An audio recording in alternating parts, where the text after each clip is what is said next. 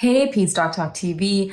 I am jumping on here to give you all an update on my IVF journey. Anytime I post a new video on educational content, people comment, they're like, hey, this is great, but what's going on with your IVF? So if you watched this video, you know that we had an egg retrieval, and I was going to update you all on how many embryos we got, if any, and just more on where we are with our IVF journey. So you're gonna find out in this video if and how many blastocysts we have, what's going on, where we're at now, and also just a little bit of the ups and downs. If you are going through this process, you know how tiring it can be. There's a lot of doctor's visits. There's a lot of workup that some clinicians want to do based on your medical history. There's a lot of calling your doctor to get results, waiting to get a call back. As someone who's a physician, married to a physician, being on the other side and having to wait for results, having to wait to hear back, I know how difficult that can be. And we went through that as well. And you'll see more about our update in this video.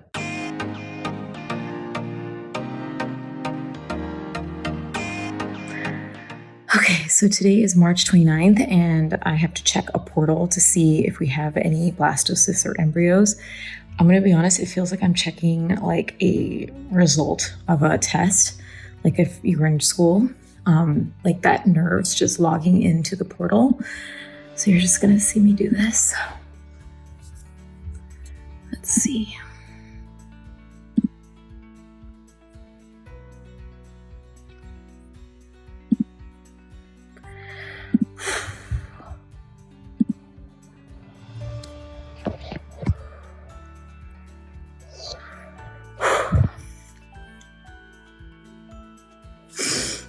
We have one. One is all we need. I'm happy and I'm hopeful. We had 4 that were fertilized, so I'm just so grateful that it's one. And we are gonna do genetic testing on it. So hopefully everything goes good. They will update us tomorrow if more embryos have been biopsied and cryopreserved. But as of now, we have one.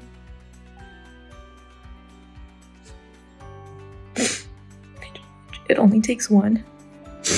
It only takes one, and this could be the one. And I'm just hopeful that when they send it off for genetic testing, that it's the one. More to come. So today is March 30th. Yesterday we found out that we had one embryo that was biopsied and cryopreserved.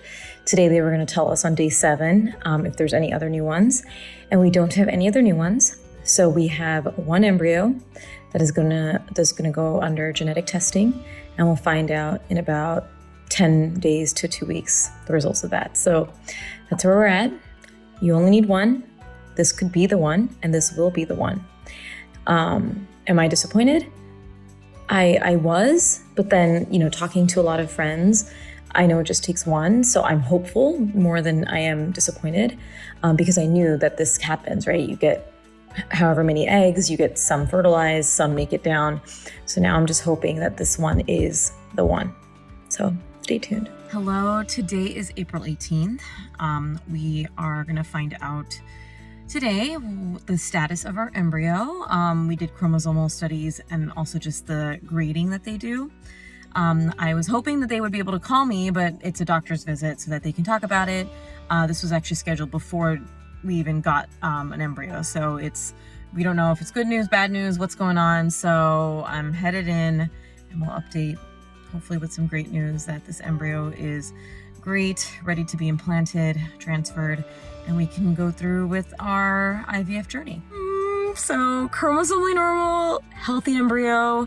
I'm just so happy. I was willing this. I hope this. I mean, I can't control any of it. I'm just so excited. I already called my husband. He wasn't able to be at the visit, and we are just so overjoyed. Now we have to figure out when we're going to transfer because of our housing situation that I had mentioned in the last vlog. If you haven't seen it, we don't know where we're living after June. So I told her that we don't want to transfer while we're housing crisis, housing situations up in the air. So we'll figure that out, and then we'll decide to do the transfer. I have an appointment next Friday to figure out the schedule, but I'm just feeling so great. How they kind of do it is they grade the embryos, but when you only have one embryo, you're just going to transfer that. And with the lab that they use, they're very conservative. So if an embryo makes it to being able to be biopsied and stored and all of that, they call it a healthy embryo. So the grading doesn't really matter if it's just one embryo. If it was multiple embryos, they grade it so that you can decide which one you want to implant or transfer that would have the highest chance. But in this situation, we had a BC grading, and she was like, look, I see a lot of healthy BCs transferred, so it doesn't really matter. But we are just so grateful. We are not finding out whether it's a boy or a girl. We would like to wait to see the transfer and a heartbeat before we decide on knowing that. So we don't know if it's a boy or girl, but it's one embryo, and this is going to be our baby. And I am so happy. Now we need to find a house, and things are good. And the other thing I had asked her is, how do we know that I can carry a baby after Ryan's traumatic delivery? So I was able to carry Ryan. Now the question remains, we don't know for sure, but I have to get a endometrial biopsy done, a water ultrasound to check my uterus, make sure all of that is good. And then she wants me to check some blood work, some lipid studies, just to make sure that my body has a less chance of rejecting the embryo. So we're going to do all of that. That's going to happen over the course of May. And then again, we're going to figure out when this transfer is going to be, but it's probably going to be July or August, given the housing situation we have. But yes, things are in motion. I'm feeling really good. I had said we just need that one. I'm feeling so good. I can't keep saying it enough. We're going to do this. So I had a endometrial biopsy today. If you haven't had one, it doesn't hurt per se. It just feels really weird and uncomfortable, almost like someone's poking a needle into your endometrial lining, and you can kind of feel it when they put it in there. So I had to get that done today. I thought I had it done when I got my fallopian tube removed, but they actually just checked that for cancer cells. So they did do a biopsy, but it was just for cancer. This is checking for inflammation and infection, because there's been some situations from my doctor's experience that people have had inflammation and infection. So when you put the transfer for an embryo, it doesn't stick. So we're trying to make sure that everything's good. I had to get some blood work too, some antiphospholipid, natural killer cell blood work, just to make sure again that blood work and uterus is all ready to go for the transfer that's supposed to happen in August. It is May right now, so we decided to do that transfer in August based on just life. So we have a little bit of time to get this all situated. I also had to get like my repeat yearly hepatitis, syphilis, HIV testing, which will be normal. But yes, that's where we're at. And then tomorrow I have to get a saline sonogram, again, just making sure that the uterus and the uterine cavity, everything looks good. It is May 11th, and I had my SIS, my Saline Infusion sonogram. So they actually do this every 6 months. I've already had one, maybe two, but I've had one for sure. That's when they diagnosed me with the fallopian tube hydrosalpinx. They did an SIS and a HSG, and on the HSG they found that. So you can watch my other video. But yes, had a saline sonogram today. Everything looked great. I'll get results of my endometrial biopsy, like I said, next week. Hopefully that'll all be good. So we have our one embryo, and I'm just trying to be as hopeful as possible because I don't have any control over the situation. Of course, I would have loved more embryos, like I mentioned, but we have one, chromosomally normal. And people have asked, do you need to do chromosomal testing? Obviously, that's something that you'll discuss with your clinician. Because of my age, it was recommended because as you get older, I am 37, there are more chances of miscarriage with chromosomal abnormalities. So that is why it was recommended. And so we're just very thrilled that we had one blastocyst and it was chromosomally normal, which can increase our chances of implantation. But there's obviously no guarantee. It has been a long process trying to figure out all of the procedures that need to happen. So like I said, I have to get a saline sonogram, the endometrial biopsy, and blood work. So when I recorded all these clips, one thing that, we just got results for was my natural killer cells, which was blood work, was actually kind of elevated. So I'm actually meeting with my clinician in the next 2 weeks to discuss, do I need to do lipid infusions? This is something that's sometimes recommended. And the reality that I'm finding with IVF is that there is no one thing that is going to be the gold standard. There's a lot of research still in infertility and whether, you need to do lipid transfusions or whatnot. So I'm going to talk to my doctor. I do trust her. So we're going to figure out what we're going to do with that, if we're going to do that.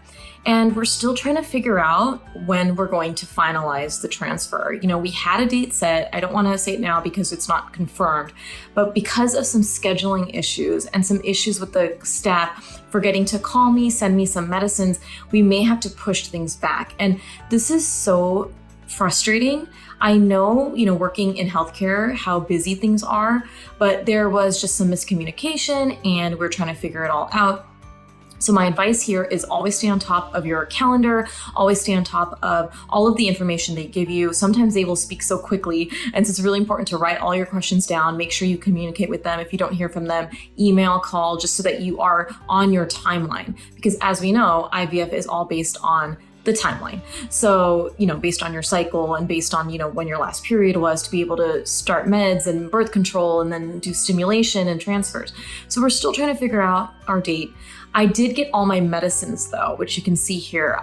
If you watched my last video, I talked about how we didn't get our medicine in time and how frustrating that was because they were supposed to ship it, they never did, and also how I had to run around town to get all of my medicines. I heard that for transfer, it won't be like this where you'll run out of medicine, because for the retrieval, they didn't expect me to go, 15 days of needing medicines. So I'm hopeful, but I still wanted to get the medicines here because it was really important for me that we had everything situated.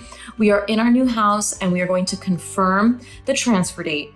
And my next video will go over that entire process, the meds I have to take for the transfer, when our transfer is going to be. It may be a couple months from the time of this video because we are trying to plan it around when we can get some help. I would love my mom or someone else to be here to help me. I would also need to plan it with work. I also need to plan it with my son's school schedule and my husband's schedule. So date is TBD for our transfer, but I will keep you up to date on this channel. So make sure you subscribe, and thank you for your support. If you are going through IVF, if you are starting this journey, please comment in the comment section because I would love to hear how you're doing, the ups and downs, the frustrations, all of it. I love to hear it and I love to share with you all.